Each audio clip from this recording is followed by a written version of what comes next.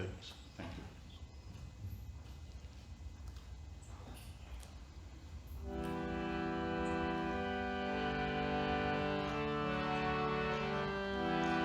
Jai Radha Madhava Kunja Vihari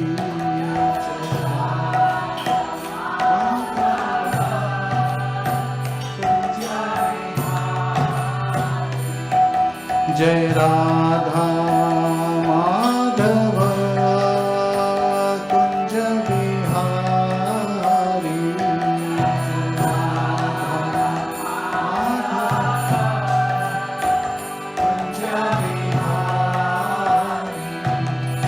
Gopi Jana Vallabha Girivaradhari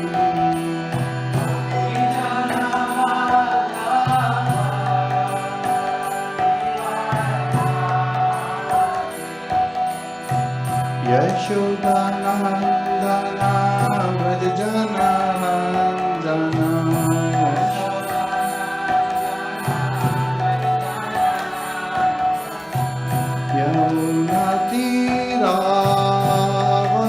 Yamunatiravanachari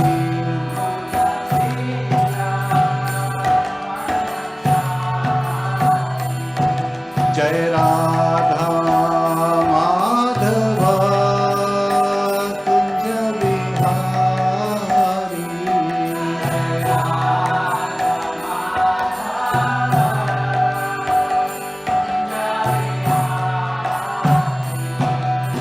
Gopi Jana Vallabha Girivaradhari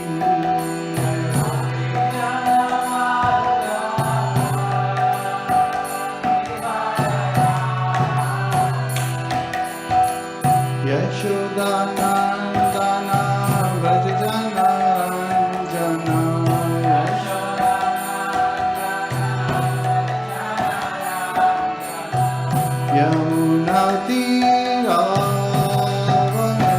Yamunatiravanachari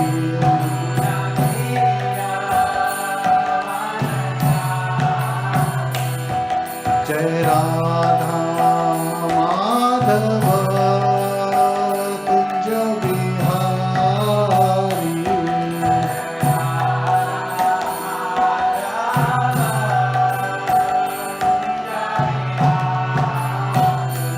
Hare Krishna Krishna Krishna Hare Hare Hare Rama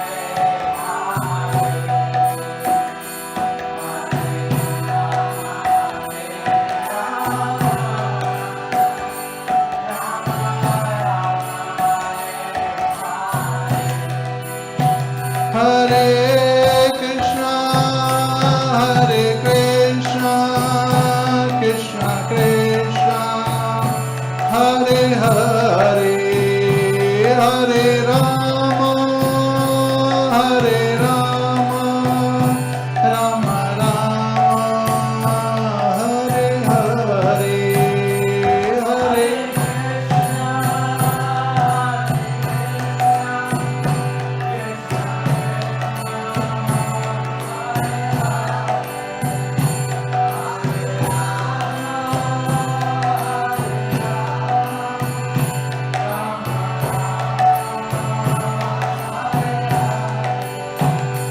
Hare Krishna,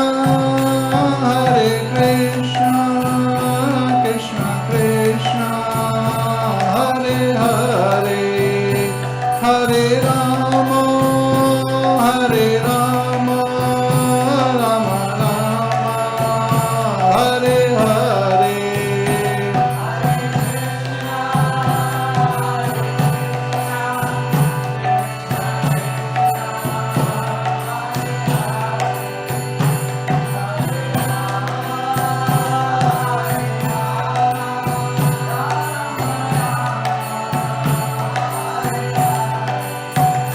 Hare Krishna, Krishna Krishna, Hare Hare, Hare Rama, Rama Rama, Hare Hare.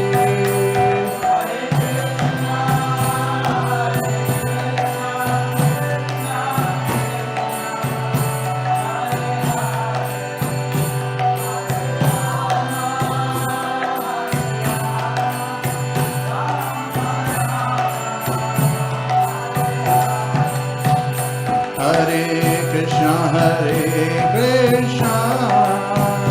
Krishna Krishna, Hare Hare, Hare Rama, Rama Rama, Hare Hare.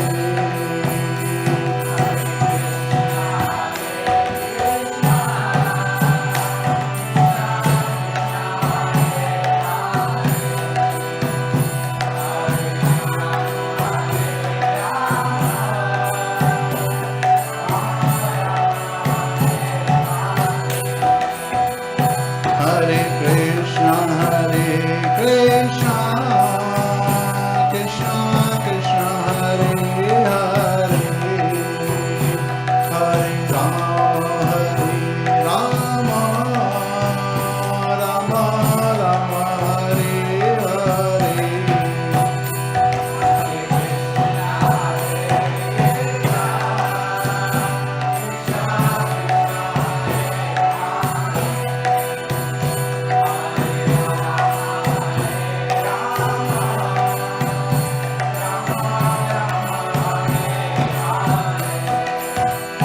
Hare Krishna,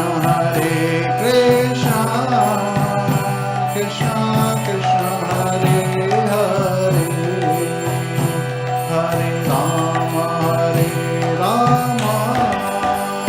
Rama Rama, Hare Hare.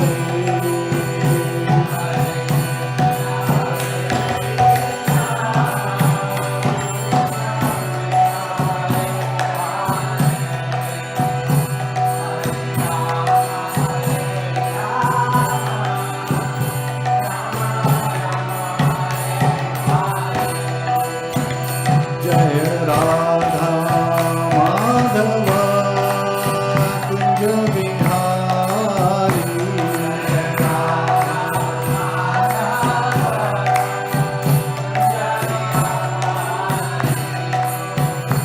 Nitai Gaur Premanande, Hari Hari Bol. Tantra Srimad Bhagavatam ki jai, Srila Prabhupada ki jai, Anant Kori Vaishnava Vrinda ki jai. Nitai Gaur Premanande. Shri Shri Radha Madan Mohan ki jai, Shri Shri Sitaram Lakshman Hanuman ki jai, Shri Shri Gauranitai ki jai, Anant Kori Vaishnava Vrinda ki jai. All glories to some devotees, all glories to some devotees, all glories to some devotees. Hare Krishna.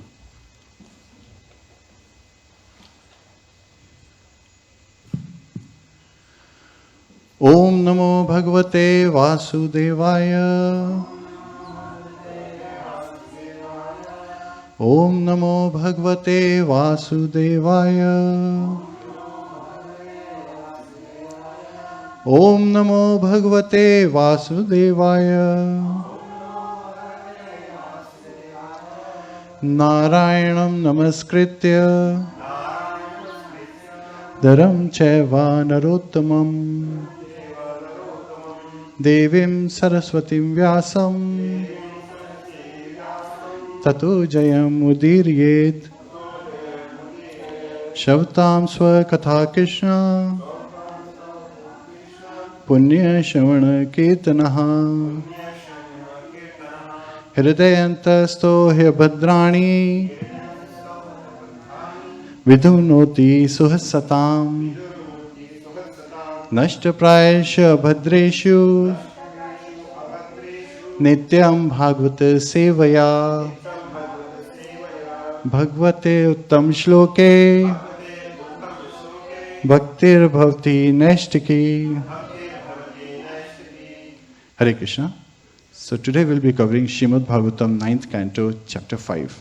So on Sundays we cover the whole chapter. We're starting with the first verse and then we summarize it and then share the lessons learned. So let's cover the very first verse. Shri Shuka Uvacha Evam Bhagavata Dishto Durvāsā Chakratapitaha Ambarisham Upavritya Tatpada Dukhito Agrahit.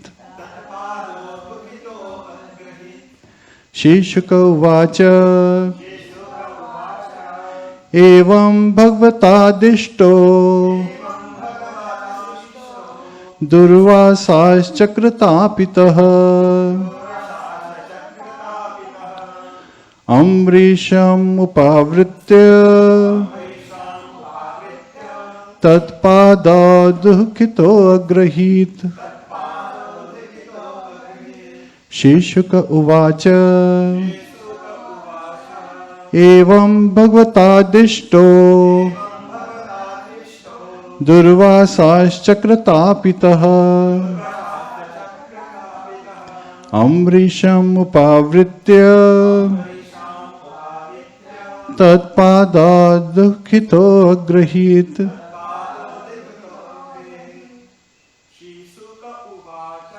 Shri Shuka Uvacha Evam Bhagavata Dishto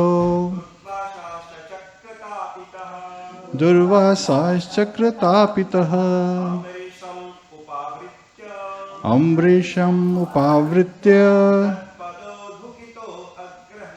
Tatpada Dukhito Agrahit. Shri Shuka Uvacha Evam Bhagavata Dishto Durvāsā Chakratapitaha Ambarisham Upavritya Tatpada Dukhito Agrahit. Shri Shuka Uvacha Evam Bhagavata Dishto Durvāsā Chakratapitaha Ambarisham Upavritya Tatpada Dukhito Agrahit. Shri Shuka Uvacha Evam Bhagavata Dishto Durvāsā Chakratapitaha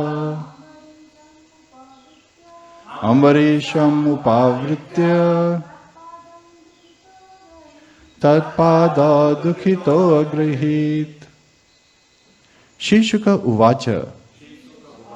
Shri Shukdev Goswami said, Evam, in this way, Bhagavata Adishtaha, being ordered by the Supreme Personality of Godhead, Durvāsā, the great mystic yogi named Durvāsā, Chakratapitaha, being very much harassed by the Sudarshan Chakra, Ambarisham, unto Maharaj Ambarish, Upavritya, approaching, Tat Pada, at his lotus feet, Dukhita, being very much aggrieved, Agrahit, he caught. Translation by His Divine Grace, Sri Bhaktivedanta Swami, Srila Prabhupada. Shukdev Goswami said, when thus advised by Lord Vishnu, Durvāsā Muni, who was very much harassed by the Sudarshan Chakra, immediately approached Maharaj Ambrish. Being very much aggrieved, the Muni fell down and clasped the king's lotus feet. There is no purpose, so we'll continue reading some more translations. When Durvāsā touched his lotus feet, Maharaj Ambrish was very much ashamed, and when he saw Durvāsā attempting to offer prayers, because of mercy, he was aggrieved even more. Thus he immediately began offering prayers to the great weapon of the Supreme Personality of Godhead. Maharaj Ambrish said, O Sudarshan Chakra, you are fire, you are the most powerful sun, and you are the moon, the master of all luminaries. You are water, earth and sky. You are the air, you are the five sense objects, sound, touch, form, taste and smell. And you are the senses also. O most favorite of Achyuta, the Supreme Personality of Godhead, you have thousands of spokes. O Master of the material world, destroyer of all weapons, original vision of the Personality of Godhead, I offer my respectful obeisances unto you. Kindly give shelter and be auspicious to this Brahman. O Sudarshan wheel, you are religion, you are truth. You are encouraging statements, you are sacrifice, and you are the enjoyer of the fruits of sacrifice. You are the maintainer of the entire universe, and you are the supreme transcendental prowess in the hands of the Supreme Personality of Godhead. You are the original vision of the Lord, and therefore you are known as Sudarshan. Everything has been created by your activities, and therefore you are all-pervading. Purport. The word Sudarshan means auspicious vision. From Vedic instructions, we understand that this material world is created by the glance of the Supreme Personality of Godhead. Sa Ekshat, Sa Asrajat. The Supreme Personality of Godhead glanced over the Mahat Tattva, or the total material energy, and when it was agitated, everything came into existence. Western philosophers sometimes think that the original cause of creation was a chunk that exploded. If one thinks of this chunk as the total material energy, the Mahat Tattva, one can understand that the chunk was agitated by the glance of the Lord, and thus the Lord's glance is the original cause of material creation. Hare Krishna. Om Ajnana Timrandasya Jnananjana Shalakaya Chakshurunmilitam Yena Tasmai Shri Guruve Namaha Mukham Karoti Vachalam Pangum Langhayate Girim Yat Kripatadham Vande Shri Gurum Dinataranam. Hare Krishna, Krishna Krishna, Hare Hare, Hare Rama, Rama Rama, Hare Hare, Hare Krishna. So in the previous chapter, we heard how Durvāsā Muni, felt that he was offended, and in return he, invoked a demon just by throwing the strand of his hair on the ground. And that demon, as soon as the demon approached Maharaj Ambrish, and what was the offense Durvāsā Muni was thinking? That Maharaj Ambrish has broken the fast before he has fed me, who is a Atithi, right? Atithi Devo Bhava, we say in India, that a guest, an Atithi, again trying to break down the meaning of Atithi. A means not, and Tithi, one who doesn't have a Tithi, like a date of coming or going. So someone who is an uninvited guest in Western world is regarded as like a god, a demigod in Eastern philosophy, as per Eastern philosophy.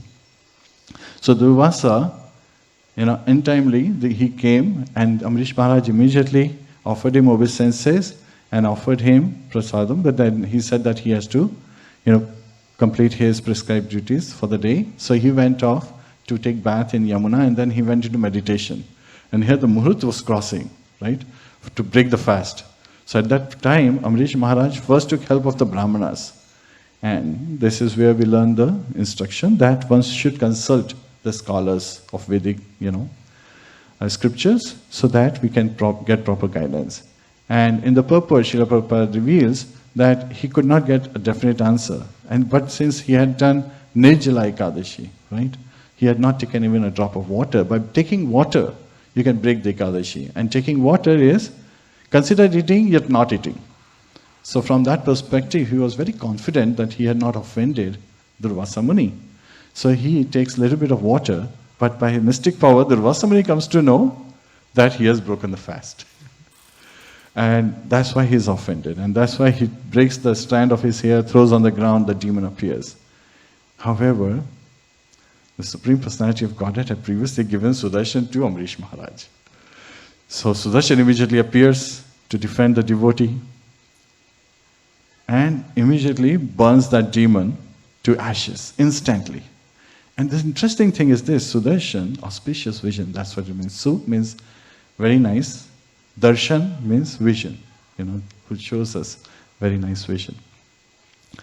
One characteristic, one great quality of Sudarshan is, it doesn't just remove the initial cause or the effect in this case, but also the root cause. And the root cause was Durvāsā Muni. So it starts judging Durvāsā Muni. And Durvāsā Muni is running. He is trying to get away from Sudarshan Chakra, but Sudarshan Chakra's Chakra tapaha, the heat, is tormenting his back as he's running. And no matter where he goes in the sky, Sudarshan is there. He goes into the heavenly planet, Sudarshan is following him. He goes to Lord Brahma, Lord Shiva. And then finally he goes to Vaikuntha. Such a great mystic he is. Right? He's not a Mayavadi, he's an impersonalist, he's a Brahmanvadi. There is a big difference between the two. And he goes, and then when he, pays obeisances to Lord Narayan, says, please save me from your Sudarshan. What's the response he receives? That even I cannot save you. Right? I'm bound by my devotees. So you have to approach the devotee. So here we are learning that Durvāsā Muni, he realizes immediately as he gets this instruction that even Narayan cannot save me from a Vaishnava aparadh. And this is a great Vaishnava who just had took him to be a Kshatriya. Right? Chaturvarnam Mayadish. So again, he's a great Vaishnava. So he immediately comes back. And again, it shows the humility and understanding of Durvāsā Muni. He immediately clasps to the lotus feet of Maharaj Amrish. And as Durvāsā Muni is holding the feet of Amrish Maharaj, is Amrish Maharaj feeling very proud that he has learned the lesson finally? No. He's aggrieved. He waited. It took Durvāsā Muni 1 year to come back to this spot. And here, Amrish Maharaj did not want to offend, so he sustained himself just by drinking water. And he stayed at that same spot. Can you imagine somebody gets upset with you, they leave your home, and you are so aggrieved that you wait for them for 1 year at the same spot? That's the potency of Amrish Maharaj. He was so dedicated to the lotus feet of the Supreme Personality of Godhead that he really looked at an atithi, a person who is uninvited, yet at the same time a Brahmana, and who has left, whatever the reason, and he is waiting for that Brahman, and he has not yet eaten a single morsel of food. And he's waiting, and he's aggrieved that Durvāsā Muni is holding his feet, right? And atithi, someone he's respecting, right? The austerity of body is in worshipping of Deva Dvija, Guru Pragya, right? So there's an austerity of body. He's showing by his example the austerity of his body. That the austerity of body is to worship, Achyuta, Lord Shri Krishna, and then you have Dvija, this is Brahmanas. We worship Brahmanas. And then, Guru and Pragya. We worship our spiritual master, and then we worship the elderlies, our parents. People who are elder. So there are 3 criteria, how one can be considered elderly. One is by age, right? Our parents and their parents and so forth. Another is by knowledge. And then the third one is by our social status. So here he is regarding his austerities. So Amrish Maharaj is performing so many sacrifices and austerities by his example.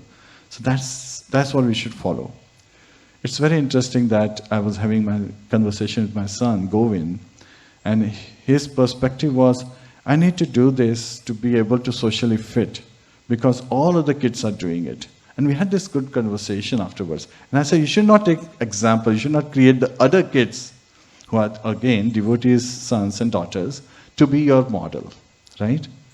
And he understood, oh, I get the lesson. And I said, what was the lesson? Your statement. I understand that you are saying we should hold Mahatmas to be our models, like Amrish Maharaj, right? Dhruv Maharaj, Prahlad Maharaj. So these are the examples we should be following. Not just sometimes there is a tendency to rationalize. And as Brajbihari Prabhu in the class mentioned, if you split rationalize, rational lies. So we come up with rational lies logically to satisfy what we want.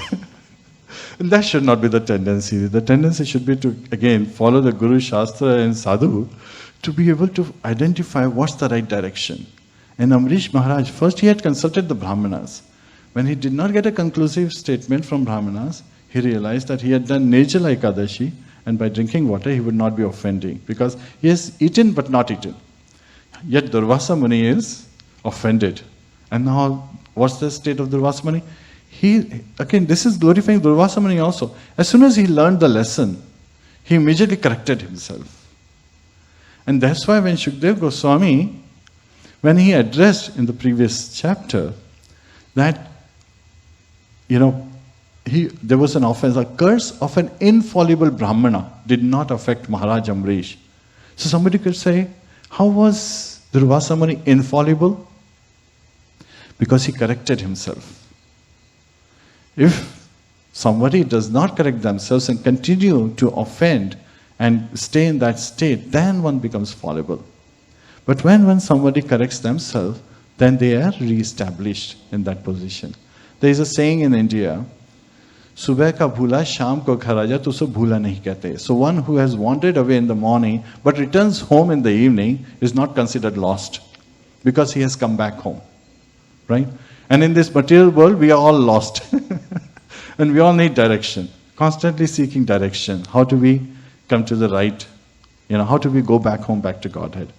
And the simple process is by chanting and taking to devotional service. Simply by chanting Hare Krishna Mahamantra, one can reawaken that dormant bhakti in our heart. Hare Krishna, Krishna Krishna, Hare Hare, Hare Rama, Rama Rama, Hare Hare. Hare Krishna. And it's very interesting that once we are having this conversation, and Garud Prabhu, he was, discussing, like sometimes, why there is so much need to study the Shastra. Because there are valuable lessons, yet at the same time, it's very important that we pronounce and be very conscious of attentive listening. And he was saying that he was asked to write, a preface on a, book and relative material. So he had the conversation with the author, and he was identifying that it's very important that there is a difference between and a, right? Because the person did not know the difference between Vasudev and Vasudev. So, Lord Krishna is the son of Vasudev, kind of conflicts itself, because Vasudev is Krishna himself. And Vasudev is the father. The son is Vasudev. And the one Vasudev also means the one who is, present everywhere, eternally, omnipresent. So it's very important for us to study the Shastras so that we understand what's what. And interestingly, as soon as the person understood, he agreed. That, there is a difference in pronunciations and so forth, and should correct your pronunciation. And once you correct your pronunciation, all your past is forgiven, because now you have come to the right platform. And that's our state, right? Before coming to devotional service, were we all elevated to the present level? Tell me if raise your hand if you are all elevated before taking to devotional service. I know. Sometimes in the materialistic mindset, people have the tendency to think that I'm a great boon to the human society, right? I'm all in all. If I was not there, everyone is doomed. But then you realize, coming to devotional service, that there is only one all in all, and Lord Shri Krishna, right? And even Radharani is constantly serving him. Everyone is constantly, all the devotees in the spiritual world are constantly serving him. Then a question arises, why am I in misery all the time? Right? And Lord Krishna reveals in Bhagavad Gita, Dukkhalayam Ashashvatam, that this material world is a place of misery, Dukkhalayam, and Ashashvatam, and it's impermanent. Now the good thing about impermanent, the bad thing about impermanent is, everything goes on and nothing lasts forever, right? So even the happiness doesn't last forever in the material world, and the dukkha, the misery doesn't last forever. Yet at the same time, it's very interesting that for devotees, we're always in bliss. Because Srila Prabhupada said, we have a perfect recreation program. We chant, we study, we sing, and then we enjoy prasadam. And prasad means mercy. So we are constantly under the mercy of the Supreme Personality of Godhead, Lord Shri Krishna. And at the lotus feet of Lord Krishna, there cannot be any misery. It's a Vaikuntha, right? So that's why devotees are always in bliss, while at the same time we tell the materialists that it is Dukkhalayam Ashashvatam. Come to Krishna, and it's Vaikuntha. It's complete bliss. So that's where we also feel that satisfaction at heart. We feel first peace when we come to the temple. We pay obeisances. And it is very nicely said. I was reading a book by, on death, Sasarup Maharaj. He's very nice. He has written a book, The Last Journey. And in this book, thank you. And in this book, it was very nicely described that it doesn't matter when you bow your head down. Either you will bow down your head to Maya at the time of death, or you simply come and bow your head down to Lord Shri Krishna in front of the deities, and you can be, delivered. So there is a path. And here, Durvāsā Muni, he has taken the right path. Yet at the same time, Amrish Maharaj, who is showing the austerity of body, he's exemplifying, he's aggrieved.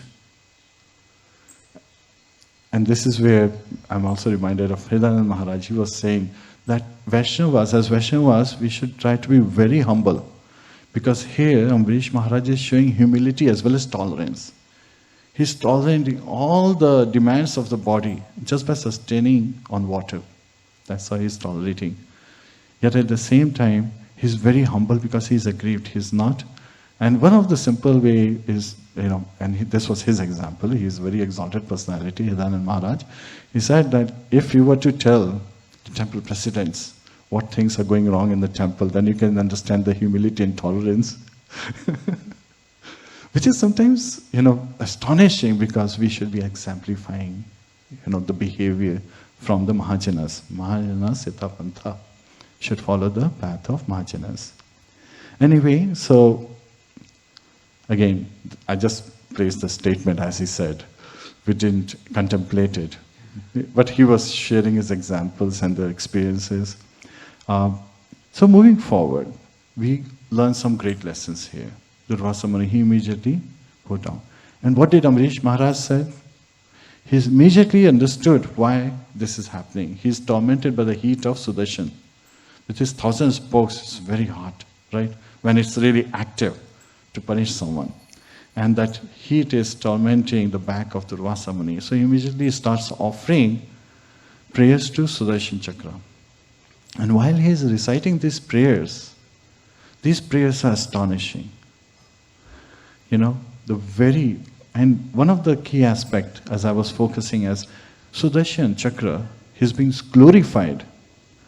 And there is an essence identified in there that even Sudarshan Chakra, which is such a powerful weapon, is glorified because he is the most dear of Achyuta, Lord Shri Krishna.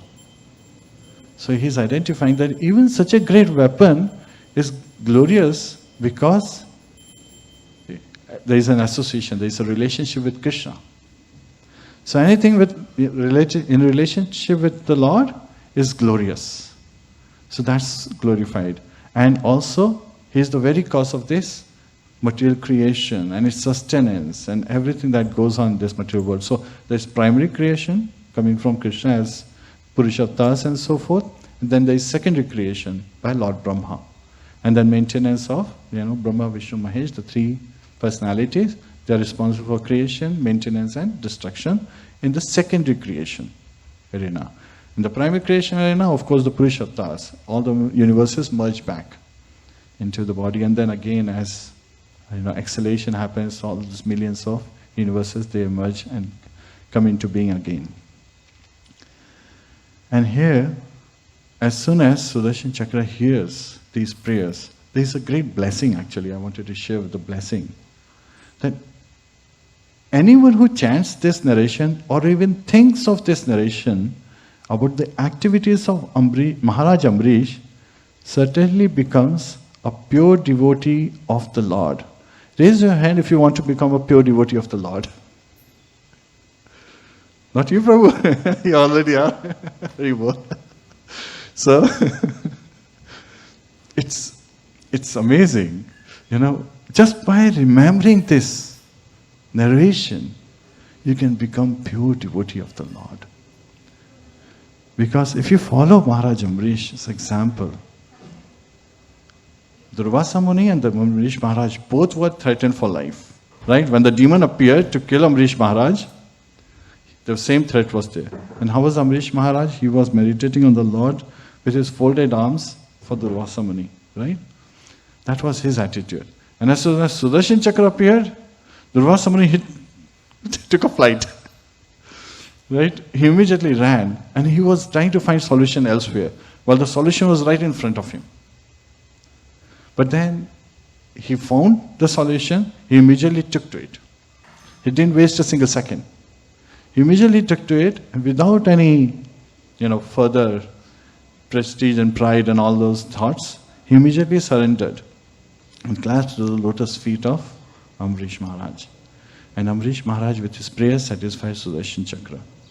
And just by meditating on this, one can become a pure devotee of the Lord.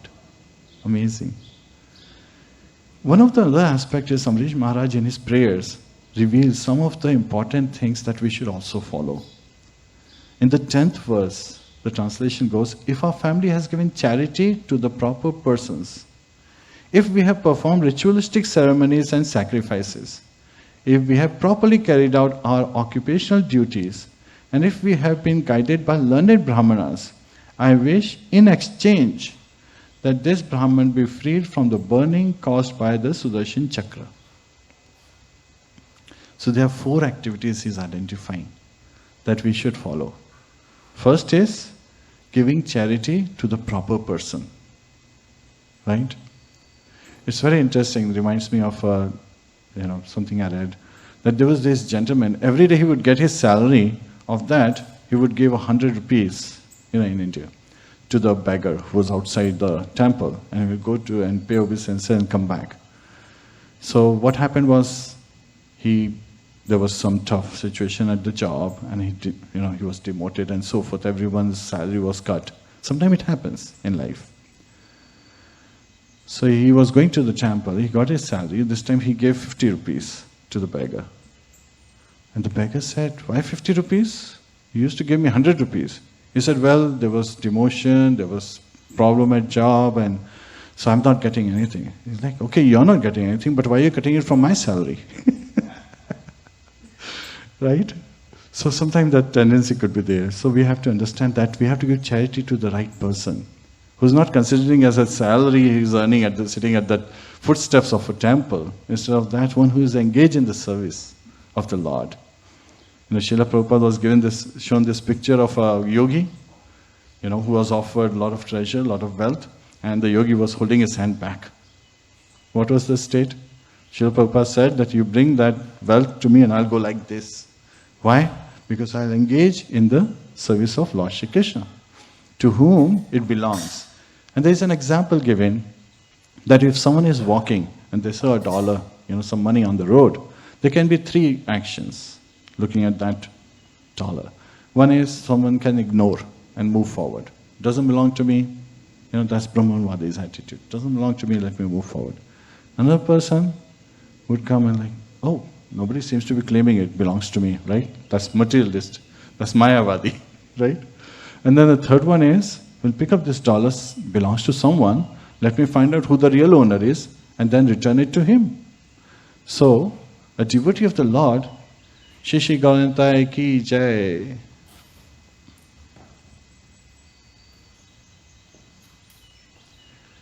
Shishi Radha Madan Mohan ki jai.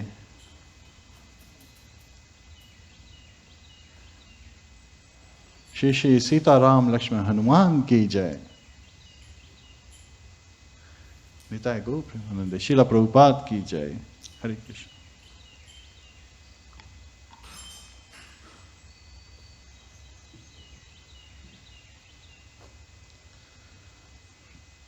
So Srila Prabhupada, being a devotee of the Lord, would engage it in Lord's service because he is the original owner of everything.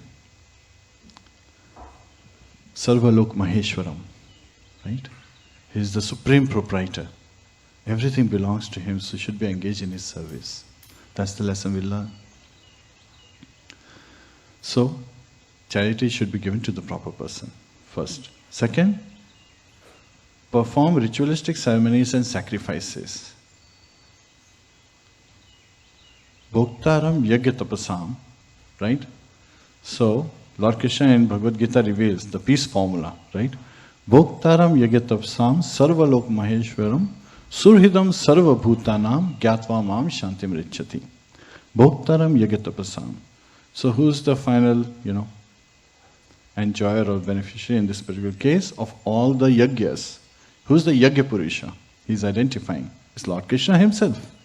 And when we make an offering in the fire, we say Swaha. Swaha is Yagya Purusha's wife. So we're giving it to the mother so that she can deliver it to father.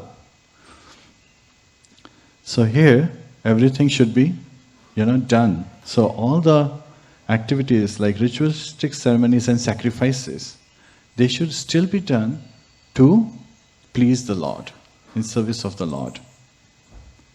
And then, the third one is, if we have properly carried out our occupational duties. So, based on our Chaturvarna, right, Varnashram Dharma, that's why Srila Prabhupada gave so much stress on Varnashram Dharma, is because everyone has their position in the social structure, in the social order, based on our nature. Guna Karma Vibhagasha. Based on the nature we are born with, and the kind of activities we engage in. And from the activities perspective, no activity is higher or lower. If we do it based on our nature. So if one performs, because Lord Krishna reveals in Bhagavad Gita that to do someone else's occupational duty is dangerous. Even though you may perform it very nicely, that's not based on your nature. It's dangerous because it can cause you to fall down, right? And on top of that, you may not be able to properly progress on your path. You're taking someone else's path. So you'll not be able to make the proper progress. And of course, by practice, you can improve your nature as well, it is said. So here, all austerities, like all ritualistic ceremonies and sacrifices, be performed and then carry out their occupational duties very well. And if we have been guided by learned Brahmanas, so even though he is the emperor of the world, Amrish Maharaj, he is looking for guidance. And where is he looking, turning for guidance? To learned Brahmanas.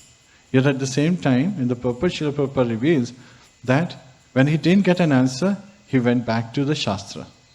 And he understood how he can find a solution. So Sadhu, Guru and Shastra, all should be consulted. Vasishtha Muni is already there, so we understand that his Guru is there, the Brahmanas are there, and then he is taking the shelter of Shastras when he didn't get a proper answer. So these three things, these four things should always be done. Sacrifices, right? Tapa is different austerities, as well as charity. And we should continue to understand that this should be done based on our time, place and circumstances for the proper person. So that's the lesson. And what happens?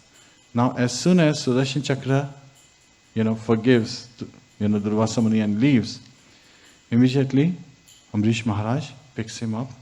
And now Amrish Maharaj pays obeisances because he is still Atithi.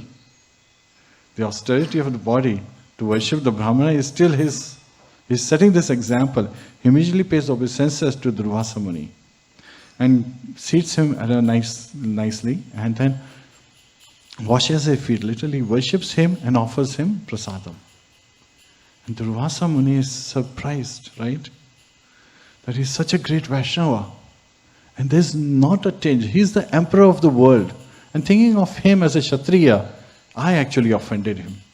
And how I should have been, corrected. Correctly behaved with such a great Vaishnava. And he is very happy to see that Amrish Maharaj did not leave his nature. He's performing his duties. And so he's happy, so that's showing up in his smile. Durvāsā Muni is smiling, not just because his life is saved. He's smiling because he is appreciating Amrish Maharaj. The attitude of gratitude is shown. And then the first thing that happens is, as soon as he starts, he asks Amrish Maharaj to join him. And Amrish Maharaj joins him, and they have prasadam together. They are honoring prasadam together, and they are conversing very nicely. And it's said that they become great friends.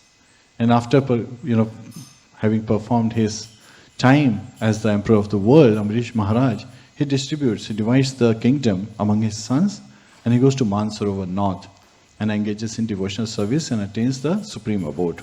So that's described in this chapter. Yet at the same time, they become great friends. Now if you were to contrast, who's Durvāsā Muni? Durvāsā Muni is son of Atri Muni and Anusuya. And who are his brothers? Lord Dattatreya and Soma. Soma is the presiding deity of moon planet. So he is a partial expansion of Lord Shiva. So I was comparing it with the previous incident in the 4th canto. Chapter 2 to 7, there is a description given between Daksha, who is a Prajapati. He is the head of chief of Prajapatis, son of Brahma. And Lord Shiva is also considered because he appeared, from between the eyebrows, Rudra. This is the anger of Brahma caused the manifestation of Lord Shiva. So he's also considered, from that angle, son of Lord Brahma. Yet at the same time, Daksha's daughter Sati was married to Lord Shiva. And when Lord Daksha enters into the assembly where all the demigods, great saints, and Lord Shiva is sitting, everyone leaves their seat and stand up to honor Daksha, except Lord Brahma and Lord Shiva. And at that time, Durvāsā curses Lord Shiva. He doesn't say anything to Lord Brahma because he considers him his father. But there is a mode of passion involved, name, fame, and glory. That's what signifies mode of passion. And here, Daksha, he's cursing, he's saying, so many bad things. Yet at the same time, Lord Shiva is quiet. But his party cannot take it. Nandi and others, they started responding. And before you know, Bhrigu Muni and Nandi, they are at each other. And there is this quarrel going on. And Lord Shiva just gets up and leaves the assembly. So that's where it happens. And when he goes back, Sati, being the youngest daughter of Daksha, wants to participate in Daksha Yajna. And Lord Shiva advises her, don't do that. But at the same time, he gives her free will. And she goes, and she is tormented seeing that Lord Shiva, who is the great Vaishnava, is an amazing personality, is not being honored in this assembly. His share has been taken away. Earlier we discussed how Ashwini Kumar's share had been taken away by Indra. So here, Daksha has taken away Lord Shiva's share. And what does she do? In her, upset and being aggrieved, she actually jumps, she invokes the fire from her body, the mystic fire, and then burns up. So the whole, and when Lord Shiva comes to know, what does he do? Because all Nandi and others, they had accompanied, because based on the instruction of Lord Shiva, because Lord Shiva was thinking this is not safe, so she should have some support, but they should not interfere. And then Nandi and others, they come to Lord Shiva and they tell, Lord Shiva does the same action as Durvāsā Muni, but different effect, right? He breaks a strand of his hair, throws on the ground, demon appears, goes and kills. Daksha chops off his head. And at the same time, here, Durvāsā Muni, a partial expansion of Lord Shiva, doing the same action against a Vaishnava. You know, Daksha is a great Prajapati, he is chief of Prajapatis. Mode of passion is clearly visible. A Kshatriya attitude is visible. Here, Amrish Maharaj, a Kshatriya, yes, but a great Vaishnava. While Daksha, not so great, he satisfied Lord Vishnu in his next birth. He again is born as Daksha.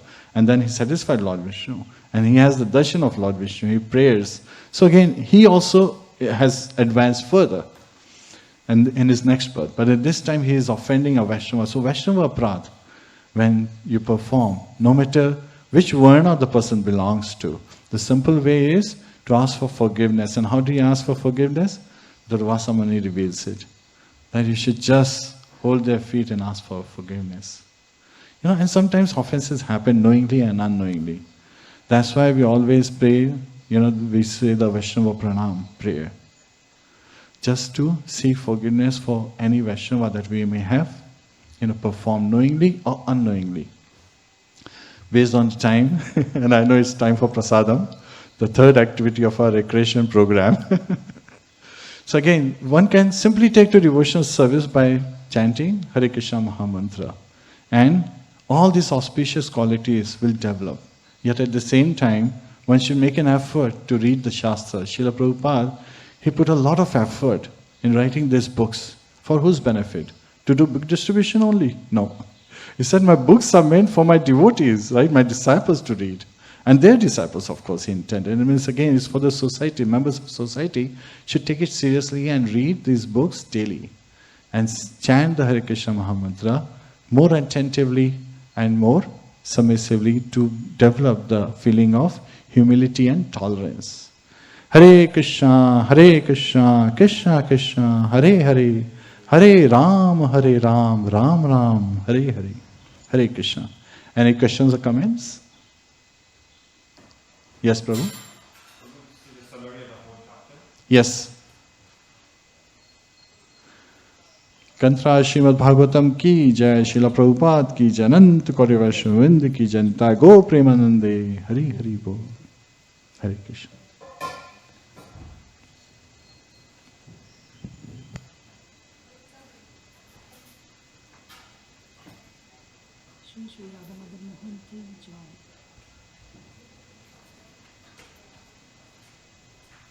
Sitaram Lakshman Hanuman ki jai.